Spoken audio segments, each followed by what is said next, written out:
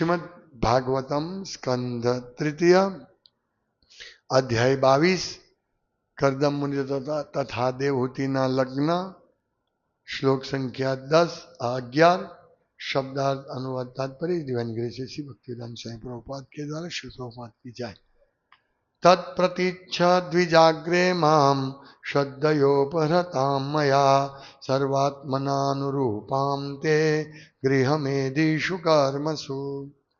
शब्दार्थ तत् माटे, प्रतीच्छा कृपया स्वीकारो, द्विजाग्र्य हे उत्तम ब्राह्मण, इमाम तेने, श्रद्धया श्रद्धापूर्वक, उपहृताम भेट तरीके आपेली, मया मारा वडे, सर्व आत्मना बधी रीते, अनुरूपाम अनुरूप, ते तमारा माटे, गृहमेधिषु गृहस्थ धर्मમાં, कर्मसु कर्तव्यમાં। अनुवाद તેથી હે વિપ્રવર્ય, કૃપયા તેનો સ્વીકાર કરો, કારણ કે હું શ્રદ્ધાપૂર્વક તેનું દાન કરી રહ્યો છું। તે બધી રીતે તમારી પત્ની થવા તથા તમારા ગૃહસ્થ ધર્મના કર્તવ્યોની જવાબદારી સંભાળવા યોગ્ય છે।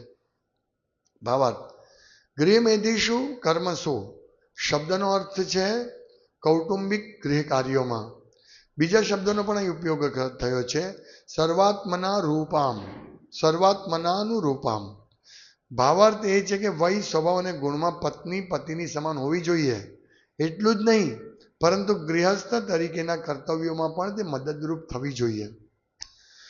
મનુષ્યના ગૃહસ્થ ધર્મનો હેતુ માત્ર ઇન્દ્રિય તૃપ્ત કરવાનો નથી, પરંતુ પત્ની અને બાળકો સાથે રહી સાથે સાથે આધ્યાત્મિક જીવનમાં ઉન્નતિ સાધવાનો છે। જે મનુષ્ય આમ કરતો નથી તે ગૃહસ્થ નથી, પણ ગૃહમેધી છે। સંસ્કૃત સાહિત્યમાં બે શબ્દો વપરાય છે, એક છે ગૃહસ્થ અને બીજો છે ગૃહમેધી। આ બે વચ્ચેનો તફાવત એ છે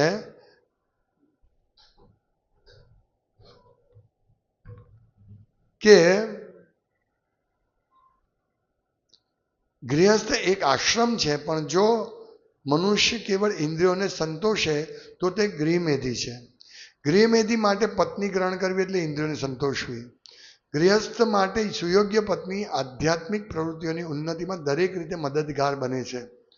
કૌટુંબિક વ્યવહારોનો કાર્યભાર સંભાળી લેવો અને પતિ સાથે સ્પર્ધા ન કરવી એ પત્નીની ફરજ છે। પત્ની પતિને મદદ કરવા માટે જ છે, પરંતુ જો પતિ વય સ્વભાવ અને ગુણમાં સંપૂર્ણપણે સમાન ન હોય તો તે પતિને મદદ કરી શકે નહીં। ઓમ જ્ઞાન તિમિરાંધસ્ય જ્ઞાનંજનશલાકયા ચક્ષુરુન્મિલિતમ યેન તસ્મૈ શ્રી ગુરવે નમઃ। નામ શ્રેષ્ઠમ મનુમપી શચિપુત્રમત્વ સ્વરૂપમ રૂપમ તસ્યાજ્ઞામુરુપરિમધુરીશ્વતી રાધાકુંડમ ગિરિવરમહો રાધિકા માધવ સંપ્રાપ્તો યસ્ય પ્રતિતુ કૃપયા શ્રીકૃમ તમ તોષિ વંદેહમ શ્રીગુરુ શ્રીપદકમલમ શ્રીગુરુન વૈષ્ણવાંશ્ચ શ્રીરૂપમ સાગરજાતમ સહ ગણરઘુનાથાન્વિતં તમ સજીવમ સાદ્વૈતમ સાવધૂતમ પરિજન સહિતમ કૃષ્ણ ચૈતન્યદેવમ શ્રી રાધા કૃષ્ણ બાલાન સાગર લલિતા શ્રી શાખાનિતાંશ્ય।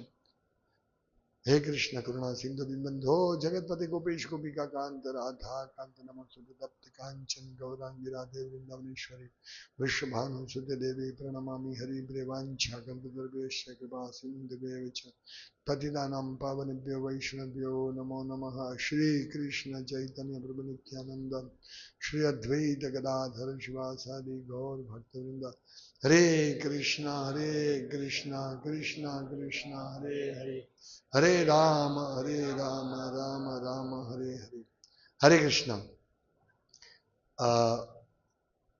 मनु स्वयंभू मनु अपनी पुत्री को दान दे रहे, कन्या दान दे रहे और बहुत विनम्रता से कर्दम मुनि को कह रहे हैं कि हाँ, आप શ્રદ્ધયોપરતામ મયા, મેં શ્રદ્ધાપૂર્વક જે તમને હું ભેટ આપી રહ્યો છું, પ્રતામ, મારા દ્વારા તમને જે ભેટ આપી રહી છે તેનો કૃપા કરીને સ્વીકાર કરશો. તો એવું નથી કે જબરજસ્તી કર્દમ મુનિને થોપવામાં આવી છે. ગઈકાલના શ્લોકમાં આપણે જોયું કે કર્દમ મુનિના ગુણ કેવા હતા? ચારિત્ર્ય, વિદ્યા, સુંદર દેખાવ, યૌવન અને બીજા સદગુણો હતા. અને કહે છે કે એવા જ સદગુણો આના છે, દેવહૂતિના પણ એવા સેમ સદગુણો છે. એટલે તમારી પત્ની થવાને લાયક છે. અને આજે શું કહે છે કે ગૃહમેધુષુ કર્મસુ, મતલબ ગૃહસ્થના જે કર્તવ્યો છે તે પણ પાલન કરશે અને તમને મદદ કરશે. બહુ ઇમ્પોર્ટન્ટ અહીંયા છે. આખું ભાવાર્થ પ્રભુપાદ આના પર લખે છે કે ખાલી વય, દેખાવ અને ગુણમાં નહીં, પણ એવી શું કહેવાય, ડોમિનેટિંગ પર્સનાલિટી વાળી નથી, પણ તમારી વાત માનશે અને તમને મદદ કરશે. તો સ્ત્રીનો એ બહુ મોટો ગુણ છે, આ સૌથી મોટો ગુણ છે, ગૃહ કાર્યમાં પતિને મદદ કરવી. આજે તો બધા એવું ઈચ્છે સમાન પત્ની મળે. એન્જિનિયર હોય તો મને એન્જિનિયર છોકરી જ જોઈએ, હા, ડોક્ટર હોય કે મારે ડોક્ટર છોકરી ગમે તેવી હોય ને, ખીચડી બનાવતા નહીં આવડે ચાલશે, તો મારે ડોક્ટર છોકરી જ જોઈએ, એન્જિનિયર મારે એન્જિનિયર છોકરી જ જોઈએ. આવું ટ્રેન્ડ ચાલે. અને સમાન વય અને સમાન ગુણવાળી નહીં હોય, ભલે ડોક્ટર છે પણ સમાન વયવાળી નહીં હોય, એન્જિનિયર છે પણ સમાન વયવાળી નહીં, સમાન ગુણવાળી નહીં હોય, અથવા શું કહેવાય ડોમિનેટિંગ કરે, એને એનું વિરોધ શું કે જે આજ્ઞાંકિત એ બહુ જરૂરી છે. આ સૌથી મોટો ગુણ જરૂરી છે. હા, પતિ માળા કરવા, અરે મંગળારતીમાં જાય, શું રોજ ને રોજ મંગળારતીમાં ચાલ્યા, હા, કોઈ વાર તો રો મારી સાથે, એવી પત્ની નહીં હોવી છે. હા, એટલે ઇમ્બેલેન્સ કહેવાય. ભલે પત્ની ઓછી ભણેલી હોય, અને ઓછી ભણેલી હોય વધારે સારું, તો એમ કહું, કમસે કમ. નહીં તો શું છે, જેમ જેમ વિદ્યા દદાતી વિનયમ, વિદ્યાથી વિનય આવવો જોઈએ. પણ એ કઈ વિદ્યા? જળ વિદ્યા ભલે, પણ વેદ વિદ્યા. વેદમાં પણ ભૌતિક કાર્યો માટે, ભૌતિક કાર્ય માટે કેવી રીતે સારી રીતે જીવવું એ પણ વેદમાં છે. પણ એ વિદ્યા લેવાથી નમ્રતા વધે છે. નમ્રતા. પંડિત સર્વદર્શિન, સમદર્શી મીન્સ પંડિત ક્યારે બનાય? વિદ્યા વિનય સંપન્ન બ્રાહ્મણે ગવે હસ્તિની શુનિ ચૈવ સ્વપાકે ચ પંડિતા સમદર્શિન, કે જે ભેદભાવ નહીં રાખે એ પંડિત છે. તો પત્ની પણ એવી સમજદાર હોવી જોઈએ કે પતિને એ કરવાનું, શું ફોલો કરવાનું, પતિને મદદ કરવાની, હેલ્પર. અને એનું નામ છે ગૃહલક્ષ્મી. ઘણીવાર ધર્મપત્ની, પત્નીનું નામ ધર્મપત્ની છે, એકચ્યુઅલી પત્ની નથી, ધર્મપત્ની છે. આજે કોઈ ધર્મપત્ની નથી બોલતું. એકચ્યુઅલી ધર્મ સાઈડ પર અને પત્ની સાઈડ પર એવું થઈ જાય છે. પત્નીનું જો આ વસ્તુ સમજી જાય પત્ની, તો પતિ ગમે તેટલો ઉગ્ર પણ કેમ ન હોય, પણ જો પત્ની એની સ્વભાવને સમજે તો બહુ સારી રીતે ગૃહસ્થ જીવન થઈ જાય. એ ગૃહસ્થ જીવન થાય. અહીંયા સંસ્કૃતમાં બે શબ્દ છે, પ્રભુપાદ કહે છે, ગૃહસ્થ અને ગૃહમેધી. ગૃહસ્થ આશ્રમ છે અને ગૃહમેધી એ ઇન્દ્રિય તૃપ્તિ કરવા માટેનો વ્યવસ્થા છે. એટલે જે ઘરમાં ઇન્દ્રિય તૃપ્તિ થાય છે, જે ઘરમાં ઇન્દ્રિય તૃપ્તિ થાય છે તે ગૃહમેધી છે, ગૃહમેધી. પણ ગૃહસ્થ આશ્રમ આપણે જોઈએ, મહાન મહાન આચાર્યો, ઘણા લોકો કહે કે ભાઈ બ્રહ્મચારી જીવન શ્રેષ્ઠ છે. હા, સારું છે, બહુ સારું, જો તમે નૈષ્ઠિક બ્રહ્મચારી રહી શકો તો. પણ આપણે જોઈએ છીએ કે જે 12 મહાજનો છે તેમાં મોટા ભાગના ગૃહસ્થ છે. 7 ગૃહસ્થ છે અને 5 બ્રહ્મચારી છે. નારદજી અને સુખદેવ ગોસ્વામી, 4 કુમાર, 4 ને 2 6 ના, કુમારની એક જ ગણી આપણે. તો કહેવાનું તાત્પર્ય કે ગૃહે ઠાકો વને ડાકો સદા હરિ બોલે ડાકો. એટલે તમે બ્રહ્મચારી આશ્રમમાં કે ગૃહસ્થ આશ્રમમાં હો વાંધો નહીં, પણ ભગવાનની સેવા, હરિનું નામ, હરિકીર્તન થવું જોઈએ. ધ્રુવ મહારાજનું આખ્યાન બહુ સુંદર આખ્યાન છે. એમાં કહ્યું છે કે આ આખ્યાન, ધ્રુવ મહારાજનું આખ્યાન, જે ઘરમાં બેસીને અથવા ગમે ત્યાં એનું આખ્યાન કોઈ પણ ભૌતિક લાભ વિના કરે, પૈસા પ્રાપ્તિ માટે નહીં, પણ જો એનું આખ્યાન કરે, ધ્રુવ કથા, ધ્રુવ ચારિત્રની કથા, તેમ કે એ જગ્યાએ, એ ઘરમાં એ વ્યક્તિને ધન, ઐશ્વર્ય, જ્ઞાન અને છેલ્લે કૃષ્ણ પ્રેમ મળે છે. વિચારો, એટલી સરસ વસ્તુ છે. એટલે ગૃહસ્થ આશ્રમ બનાવવો જોઈએ આપણે. ગૃહસ્થ આશ્રમ, જેમ આપણે જોયું કે આપણા સેન્ટર ઉપર માતાજીઓ અને પ્રભુજીઓ બેઉ સરખી રીતે સેવા કરે, બલકે ઘણીવાર માતાજીઓની સેવા પ્રભુજીઓની સેવાથી વધી જાય છે. જેમ કે રથયાત્રામાં જોઈએ તો આપણે માતાજીની સેવા વધી ગઈ. માતાજીએ 200 ભગવદ્ ગીતા, માતાજીની ટીમે 200 ભગવદ્ ગીતા અને પ્રભુજી 75 ભગવદ્ ગીતા કરી શક્યા. એટલે આને કહેવાય રિયલ ખભે ખભો મેળવવો, કે પત્ની પણ પતિને સાથ આપે છે. કુકિંગમાં, આપણે કુકિંગમાં પણ જોઈએ છીએ, ફૂલહાર બનાવવાની કે બીજી બધી સેવામાં પત્ની સાથ આપે. તો આ વસ્તુ છે કે પતિ સાથે સ્પર્ધા ન કરવી એ પત્નીની ફરજ છે. પત્ની પતિને મદદ કરવા માટે જ છે. એટલે બંને સુખી રહે. પ્રભુપાદ કહે છે ને કે પતિ કૃષ્ણ ભક્ત હોવો જોઈએ સંપૂર્ણપણે, અને પત્ની પતિની સેવિકા હોવી જોઈએ 100%. તો આ બંનેને ભગવત ધામ જવાનો પૂરો મોકો મળે છે. એટલે સ્પર્ધા માટે નહીં હોવું જોઈએ. અત્યારે આમ મેરેજ થાય છે, આમ જો કન્યા દાન કરી રહ્યા છે, દાન. અત્યારે તો કન્યાને ઉપરથી હેલિકોપ્ટરમાંથી લાવે ને, એક વાર તો મેં જોયું ડમ્પર આવે ને, ડમ્પર, તો ડમ્પરમાં કન્યાને લાવ્યા. આ નવો ટ્રેન્ડ નીકળ્યો છે. આ કળિયુગ બધાના ઘરમાં પેસી ગયો છે. બસ પછી એકવાર કન્યાને હું એક મેરેજમાં ગયો તો, બહુ વિશાળ, હું તમારી તો આંખ પોળી થઈ ગઈ. 5000 રૂપિયાની જમવાની પ્લેટ હતી અને કન્યા આવે છે ત્યારે એટલા ફટાકડા ફૂટે છે. ખબર નહીં ફટાકડા પછી ફૂટશે કે નહીં. તો આપણે જુઓ, અને શું કયા મેરેજ કે આને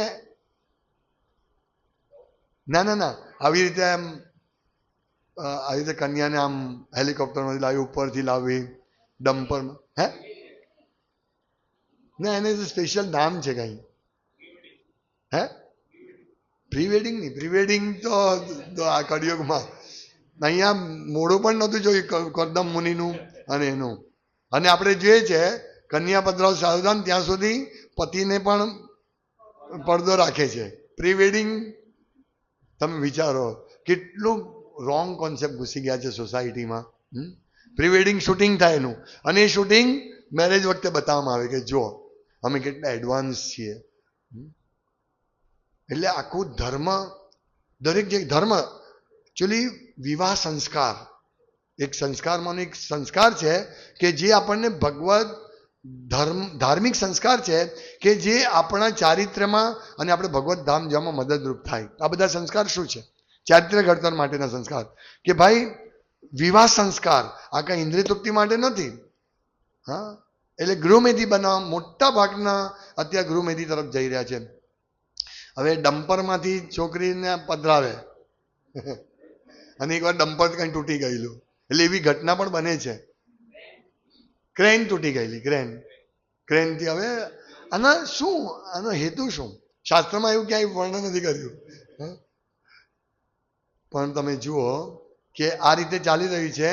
એટલે અત્યારે વિવાહ સંસ્કાર કોઈ નથી કહેતું. અને કેટલા વાગે વિવાહ થાય? રાત્રે 12 વાગે, 1 વાગે. અને હા, એટલે આવી રીતે વિવાહ થાય. હવે કોર્ટ મેરેજ થઈ જાય છે. ગુરુમહારાજ કહેતા હતા કે વિવાહમાં ધામધૂમથી થવા જોઈએ. એટલે લોકોને ખબર પડવી જોઈએ, પશુની જેમ નહીં. હા, કોઈ પશુમાં કોઈ વિવાહ નથી, કઈ સંસ્કાર નથી. હા, પણ મનુષ્ય વિવાહ કરવા જોઈએ અને અનુરૂપ પત્ની શોધીને. પણ શું છે, ભગવાને એટલી સરસ વ્યવસ્થા કરેલી. હંમેશા ભગવાનની વ્યવસ્થા પ્રમાણે સ્ત્રીઓની સંખ્યા વધારે હોય. ભગવાન એવી વ્યવસ્થા કરી છે. સમાજમાં સ્ત્રીઓની સંખ્યા, પણ હવે સ્ત્રીઓને બધે મારી નાખી. શું છે, બાળકી છે, મારી નાખો. એને ગર્ભમાં જ મારી નાખો. પરીક્ષણ, એટલે તો બંધ કરાવવું પડ્યું પરીક્ષણ. હવે છોકરીઓ મળતી જ નથી વિવાહ માટે. શું કરીએ? એટલે આ સ્થિતિ આવી ગઈ છે. તો જે મળીએ આપણે શું મેચિંગ કરવા જઈએ તો રહી જઈએ. એટલે અત્યારે કેટલી ખરાબ હાલત છે, તમે વિચારો. એટલે તો ગૃહસ્થ જીવન આપણે જીવવું જોઈએ, પતિ પત્નીએ. અને સુખ છે, ભક્તિ જ્યારે એમાં ઉમેરાય છે. પ્રભુપાદ લખે છે કે આધ્યાત્મિક, જો પત્ની ગૃહસ્થ તરીકેના કર્તવ્યોમાં તે મદદરૂપ થવી જોઈએ. મનુષ્યના ગૃહસ્થ ધર્મોનો હેતુ માત્ર ઇન્દ્રિય તૃપ્તિ કરવાનો નથી, પરંતુ પત્ની અને બાળકો સાથે રહી સાથે સાથે આધ્યાત્મિક જન્મ ઉન્નતિ સાધવાનો છે. એટલે અત્યારના મોટા ભાગના ઘરોમાં, હવે તો આખી સ્થિતિ બદલાઈ ગઈ, પણ મોટા ભાગના ઘરોમાં કેન્દ્ર ઓલ્ટર નથી, પણ ટીવી છે. હવે તો મોબાઈલ થઈ ગયું. હા, પણ ટીવી હતું. જ્યારે અમે મેરેજ કર્યા ત્યારે ટીવી હતું. અને 9 વાગ્યાની સિરિયલ જો આખું પરિવાર બેસી જાય. હમ લોગ સિરિયલ આવતી હતી, સામાજિક સિરિયલ હતી, પછી નુક્કડ, સારી બધી સિરિયલ હતી. એટલે ઇન્દ્રિય તૃપ્તિ માટે. તો ત્યારે લોકો આવી રીતે સિરિયલમાં બેસી જતા હતા જોવા. હવે તો મોબાઈલ થઈ ગયો એટલે એ પણ તોડી નાખ્યું. કલયુગ કે ધીમે ધીમે નહીં પ્રગતિ કરું, મારે હવે જલ્દી. આજે કોઈ પણ છોકરો જેવો જોબ ભણીને નીકળે, બસ મારે બહુ મોટો બિઝનેસ કરો. અને બિઝનેસ કરવા જાય અને એમાં એટલા પૈસા ગુમાવે. હા, એટલે બધાને ફાસ્ટ ફૂડ જોઈએ છે. ફાસ્ટ, મારે કરોડપતિ ફાસ્ટ થવું છે. જોઈએ કે બાજુવાળા પાસે તો આ મર્સિડીઝ ગાડી છે, મારે મર્સિડીઝ ગાડી જોઈએ જ છે, ગમે તે થાય. અને લોકો કૂદી પડે. અને અત્યારે ફાસ્ટ પૈસા કમાવાનો લોકોને શું છે કે શેર માર્કેટમાં રોકો. શેર માર્કેટમાં આમ 1 રૂપિયાના શેર 1 વર્ષમાં 100 રૂપિયાના થઈ જાય, રોકો. અને એમાં જે પડે છે એવા ઊંધા પડે, માથું બાથું કઈ રહે નહીં, હેલ્મેટ વગર પડીએ તો કેવી હાલત થાય. એટલે લોકોને આવું છે. અને મોટા ભાગના શહેરમાં ખાલી 10% લોકો સફળ થાય છે, કારણ કે બુદ્ધિથી કામ કરે. મોટા ભાગના 90% લોકો પૈસા ગુમાવે છે. લોન લઈને ગાડી લઈ. હા, હજુ 50,000ની ઇન્કમ શરૂ થઈ નથી અને ગાડી લઈ 20,000નો ગાડીનો હપ્તામાં ચાલી જાય. એટલે લોકો અહીં બંધાઈ જાય છે. એટલે પછી ગૃહસ્થ જીવન કેવી રીતે ડેવલપ થાય? કારણ કે ઇન્દ્રિય તૃપ્તિ, ઈએમઆઈ. કૃષ્ણ કેન્દ્રમાં સેન્ટરમાં નહીં આવે. એટલે આપણે ઈએમઆઈ ભરીએ પણ દાન આપી શકવાના પૈસા જ નહીં રહે આપણી પાસે. આ આપણી હાલત છે, કારણ કે ઈએમઆઈ ભરવા પડે. એટલે દાનના પૈસા છેલ્લે વધે તે દાનમાં. ગૃહસ્થ જીવન શું છે? પહેલા કૃષ્ણે સંસાર કરી છાડી અનાચાર. કૃષ્ણને કેન્દ્રમાં રાખીને સંસાર કરો. આપણા કેન્દ્રમાં ઇન્દ્રિય તૃપ્તિ ઘૂસી ગઈ. એટલે આપણે એટલા બધા પૈસા ઈએમઆઈમાં અને ઇન્દ્રિય તૃપ્તિમાં વાપરીએ છીએ. એટલે આપણું જોઈને આપણા બાળકો શું શીખે? હા, પપ્પા તો જો કમાઈ છે. હા, મારે પણ જીવનનો ધ્યેય શું છે? કમાણી. એટલે આપણે પણ આપણા બાળકોને કમાણી તરફ, મીન્સ જે શિક્ષણનો હેતુ જ શું છે? શિક્ષણનો હેતુ છે ચારિત્ર ઘડતર. આપણે ચારિત્ર ઘડતર નહીં, પૈસા ઘડતરમાં મૂકીએ છીએ કે પૈસો બનાવો છે, મારો છોકરો એન્જિનિયર બને, ડોક્ટર બને. આપણું એ જ પાછળ આપણું એ જ હેતુ છે. નહીં. કૌમારો અચરિત પ્રાગ્યો ધર્માન ભાગવતાની દુર્લભમ માનુષમ જન્મ તદપ્યા ધ્રુવમ તદર્થદમ. કૌમાર અચરિત કે પ્રહલાદ મહારાજ કહે છે કુમાર અવસ્થાથી બાળકોને શીખવો. એટલા માટે આપણે નંદગ્રામ જેવા પ્રકલ્પ છે. આપણે એવું સમજીએ છીએ કે એક દિવસ રવિવારે કે બુધવારે બાળકોને લાવીને આપણે બાળકોને મહાન ભક્ત ધ્રુવ મહારાજ બનાવશું. એમ ધ્રુવ મહારાજ નહીં બને. બહુ બહુ મહેનત કરવી પડે બાળકો પાછળ, કારણ કે કળિયુગ છે. એટલે કળિયુગમાં કોણ લોકો આવે? કોણ આવે? આખા જગતમાં જે લોકો પાપી છે, વીણી વીણીને હા પાપી બરાબર પાપ કર્યા, એને જ તો કળિયુગમાં આપે ને જન્મ. કલો શુદ્ર સંભવાત. કલયુગમાં બધા તમોગુણી, જન્મથી જ તમોગુણી છે. કલો શુદ્ર સંભવાત તમોગુણ. તો એ સ્થિતિમાં ભક્તોને જે મોકો મળ્યો છે, એટલે પરમ પૂજ્ય ભક્તિ વિકાસ મહારાજ મારા ગુરુ મહારાજ કહે છે કે ગૃહસ્થે, જો કે આ સેન્સર કરવું પડે, ગૃહસ્થે અડધો ડઝન બાળકો તો ઉત્પન્ન કરવા જ જોઈએ. આજે તો વિચાર કેવી રીતે 6 બાળકો, હા એ જ ટેન્શન થઈ જાય.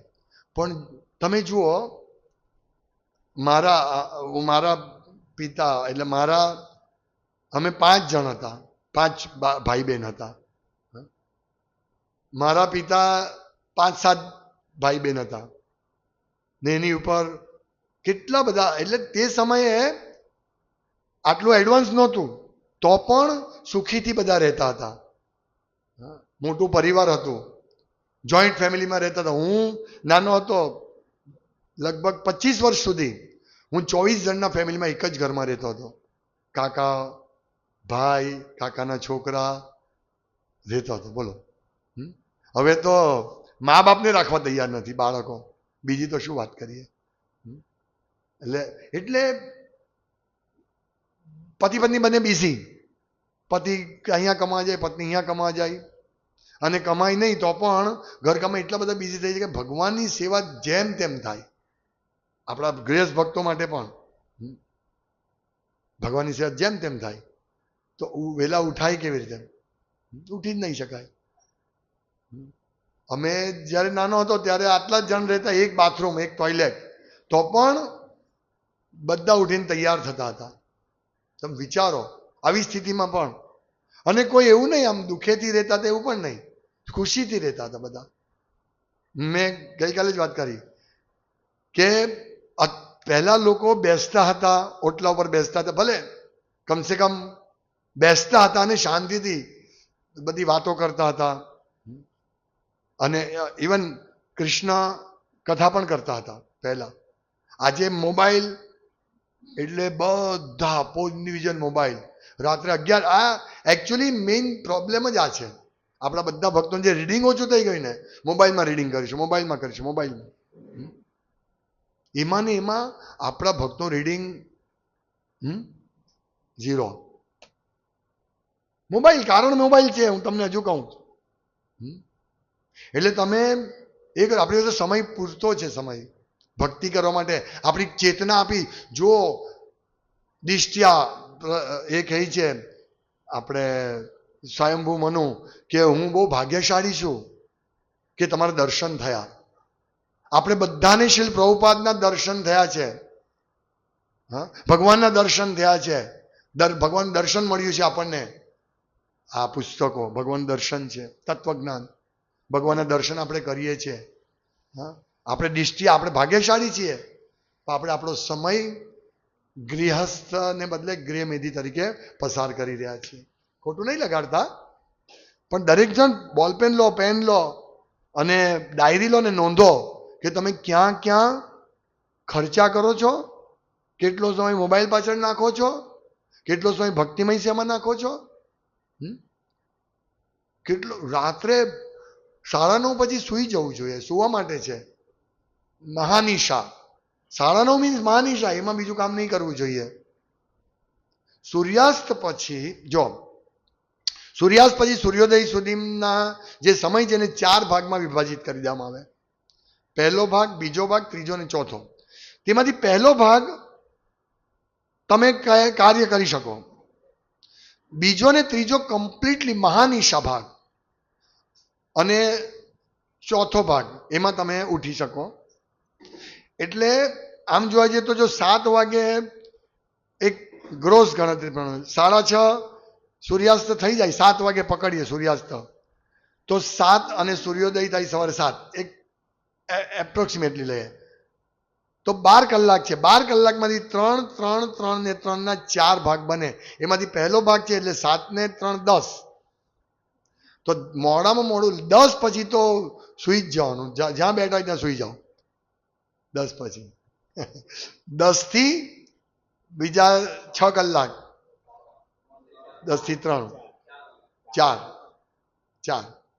હા, હું એક ગ્રોસ કહું છું. ઘણીવાર રાત્રિ નાની હોય તો 9:30 પણ થઈ જાય. શિયાળામાં એવું હોય, અને રાત્રિ મોટી હોય અને સૂર્યાસ્ત વહેલો થતો હોય, સૂર્યોદય મોડો થતો હોય, તો રાત્રિ લાંબી હોય, તો ત્યારે તો 9:30 આવી જાય છે. 9:30 સુવાનું એટલે ગણતરી કરવાની. તો એ રીતે આપણે રાત્રે સૂઈ જવું છે મહાનિશામાં. એ બહુ સારું, આપણે બોડીને રિલેક્સ થાય. એ પણ સેવા છે. હવે આપણે જપ જોકા ખાતા કરીએ, હા, તેને શું ફાયદો? ભાઈ યુટ્યુબ બહુ બધી ગુરુમાનના લેક્ચર સાંભળીને, પ્રભુપાદના લેક્ચર સાંભળીને, ભક્તોના લેક્ચર સાંભળીને, આ કરીને તે કરીને આખી રાત્રે 12 વાગે સુઈ જાય. એ મહાનિશામાં આ બધા કામ કરીને નહીં ચાલે. એટલે આપણે ગૃહસ્થ જીવન આપણું પણ નથી. આપણું ધીમે ધીમે ગૃહમેથી જીવન થતું જાય. અને કોઈ માણસ લેક્ચર 10 વાગ્યા પછી સાંભળે, યુટ્યુબ જોઈ, ગામ પંચાયત કરે. હું તમને ચોખ્ખું કહી દઉં, ગામ પંચાયત. ઇવન આ રથયાત્રાના વિડીયો આવે ને આ વિડીયો અને તે વિડીયો આવે, એ બધા આપણે ફેરવીએ, એમાં કંઈ જ હોય નહીં.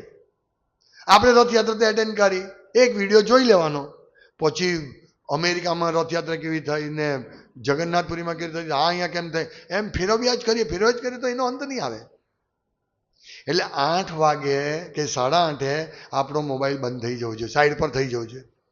એટલે કે એલાર્મ લો, 250 રૂપિયાનો એલાર્મ લાવે ને, 250 રૂપિયામાં તમારી ઊંઘ બચશે. એટલે આને 1 કલાકના સાયલેન્સ પર મૂકી દો મોબાઈલ, અને પછી કોઈ ઇમરજન્સી ફોન આવે તો એ બરાબર છે. પણ એને પેલે ટ્રકની પાછળ લાગે ને 10 ફૂટ દૂર રહેજો, ટ્રક ડેન્જરસ છે. એટલે મોબાઈલ એનાથી ડેન્જરસ છે. ગમે ત્યારે મોબાઈલનું પૈડું આપણી પર ફરી જાય. એટલે મોબાઈલને દૂર રાખો.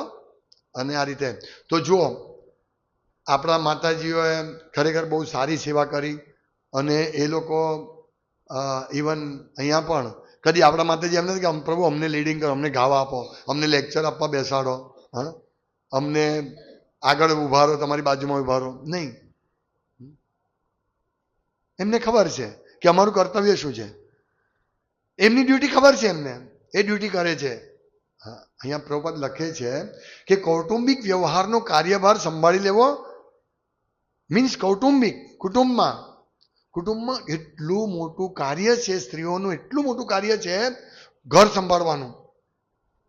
ધર્મપત્નીનું આટલું મોટું કાર્ય છે ઘર સંભાળવાનું, કે જો એ કાર્યભાર સંભાળે ને તો એ કિંગ મીન્સ મિનિસ્ટર બને, પતિને પણ વશમાં કરી શકે છે.